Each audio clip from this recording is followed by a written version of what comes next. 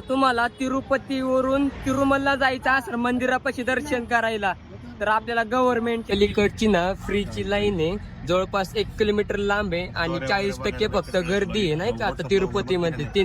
आता आपल्याला श्रीनिवासम कॉम्प्लेक्स समोर सोडलेले आहे. आता इथं आपल्याला SGD टोकन काढायला यायचंय, पण आमच्या रूम आहेत त्या अपोजिट साईडला आहेत बरोबर त्या बिल्डिंग मध्ये आमच्या रूम. दर्शन झालेलं आहे आणि आम्हाला जवळपास दर्शनाला 3 तास लागलेले आहेत. कारण नमस्कार मंडळी, आज आपण ट्रॅव्हल करत आहोत पुणे टू तिरुपती. आता या तिरुपतीला जाण्यासाठी आपण कोणकोणते हॉटेल्स, परत ट्रेन आणि कशी जर्नी करायची याची डिटेल्स तुम्हाला ह्या ब्लॉग मध्ये मिळून जातील. तर आपल्या ब्लॉग मध्ये बनून राहा.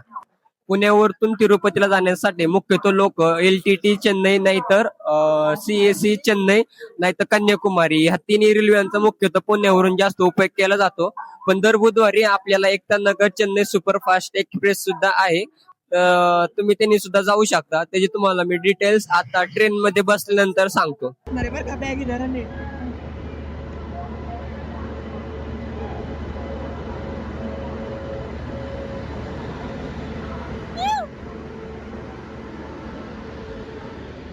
गिळीवाला मध्ये आला आणि चेन्नई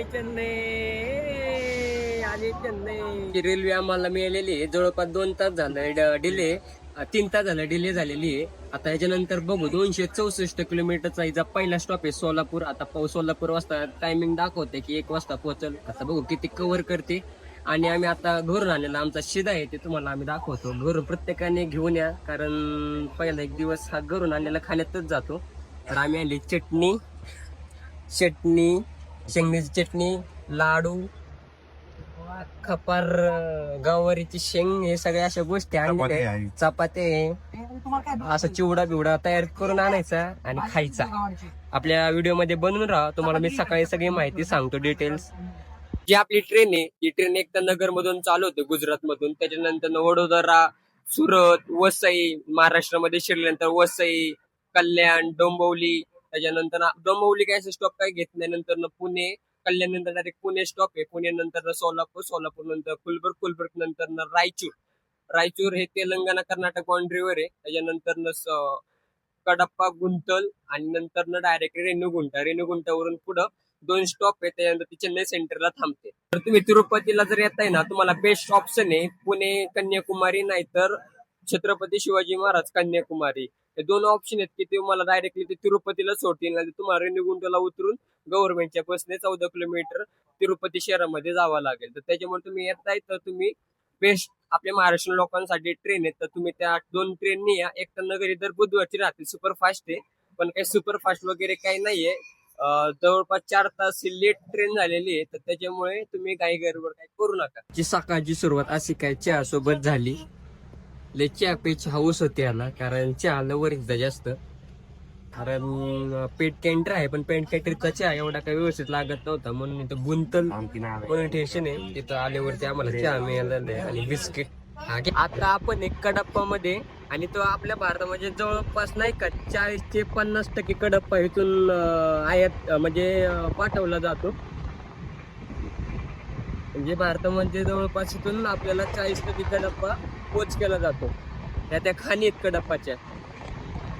आपल्या महाराष्ट्रामध्ये कसे किल्ले आहेत तसे इथे सुद्धा किल्ले आहेत. नाही, यांचे जे डोंगरावरचे किल्ले आहेत ना हे असे आहेत एकदम कणखर. हा आता डोंगर आहे ना किंवा ते चढाई सुद्धा मुश्किल आहे. आणि इकडं असं बघितलं तर साईडला आता काम चालू आहे.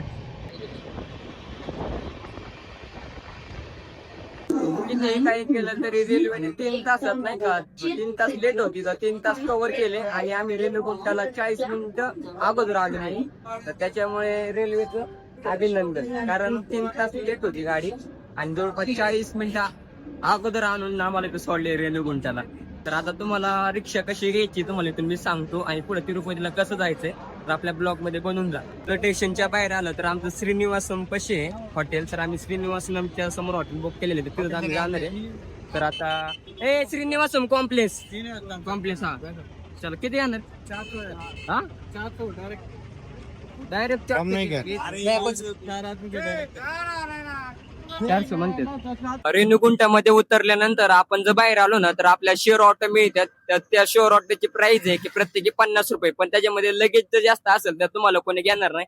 कारण इथं नियम आहे की एका ऑटो मध्ये फक्त चौकच बसणार, आपल्यासारखं नाही की 10-12 एका ऑटोमध्ये बसणार. तर त्याच्यामुळे आपल्याला लोक आधी म्हणतील की 600 रुपये चौघांसाठी, कारण आमचं श्रीनिवासम कॉम्प्लेक्स आहे ना त्याच्या बरोबर ऑपोजिट साईडला रोडच्या हॉटेल आम्ही बुक केलेले आहे 5 दिवसासाठी. तर तुम्हाला जर श्रीनिवास कॉम्प्लेक्स म्हणा, दुसरे कॉम्प्लेक्स 2 अजून आहेत, तर तिथं जायचं म्हणलं तर तुम्हाला 700 रुपये म्हणतील, पण 700 रुपये द्यायचं नाही. आधी नेगोशिएट करायचं, नेगोशिएट केल्यानंतर आरामात आम्ही त्यांना बरोबर कमी प्राइस मध्ये केलेले. आम्हाला जवळपास 350 रुपये पडले. तर त्याच्यामुळे तुम्ही कधी येत आहेत तर तुम्हाला बाहेर लोक फसवतील. गव्हर्नमेंटच्या बसेस आहेत तिरुमल पर्यंत, जर तुम्ही एसीच्या बसने गेला तर तुम्हाला 120 रुपये पडतील, आणि तुम्ही जर नॉन एसीने गेला तर 80 रुपये पडतील. नॉन एसी बस तुम्हाला दाखवतो, एसी बस पण दाखवतो मी तुम्हाला पुढे गेल्यानंतर.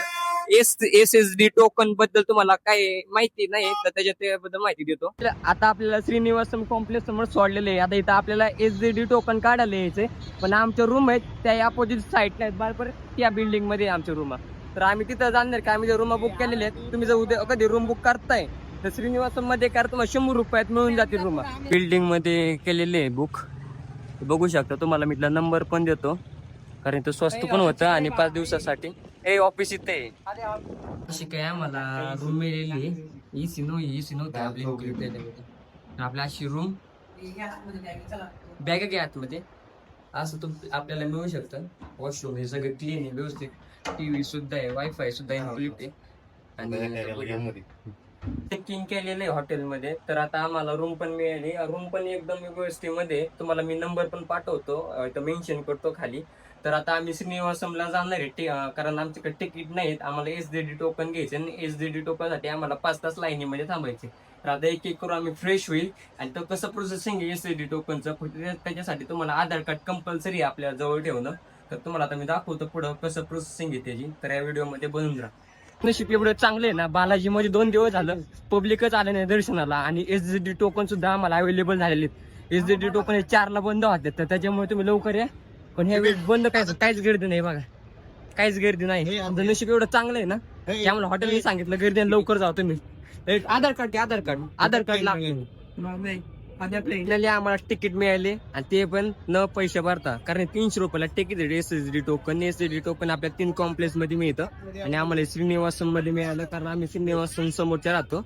आणि दर 4ला बंद होतं. आता वाजले जवळपास 5:30. आम्हाला 5:30 टोकन मिळायचं कारण काय, तिरुपतीमध्ये 2 दिवस झालं गर्दीच नाहीये. म्हणजे सगळी लोक मागच्या महिन्यामध्ये येऊन गेली, तर आता काही गर्दी नसल्यामुळे डायरेक्टली दर्शन पण मिळतंय.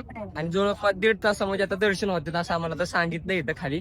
जवळपास ज्या 5 ते 6 तास लागतात तिथं आम्हाला फक्त आपल्या किती मिनिटात मिळाला पास, फक्त 10 सेकंदात आम्हाला 4 पास मिळाले. तर तुम्ही येताय तर नियोजन लावून या आणि श्रीनिवासला एकदा भेट द्या, आणि नंतर मग प्लॅन ठरवा.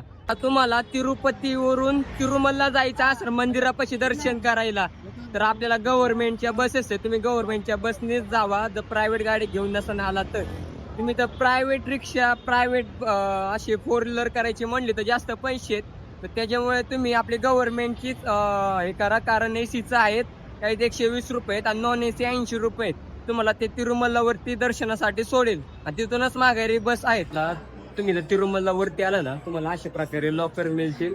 एका माणसामध्ये एक लॉकर भागून जाईल, एवढी बॅग अशी बसून जाईल, आणि काही बॅग लगेच काय तुम्ही जास्त घेऊन जाता, तुम्हाला 2 लॉकरची गरज पडेल.